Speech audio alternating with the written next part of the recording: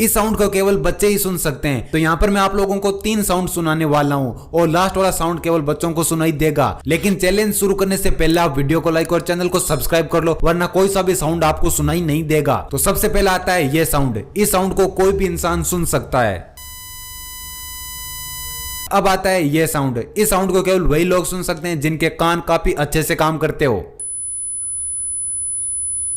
और अब आता है ये साउंड। इस साउंड को केवल और केवल बच्चे ही सुन सकते हैं।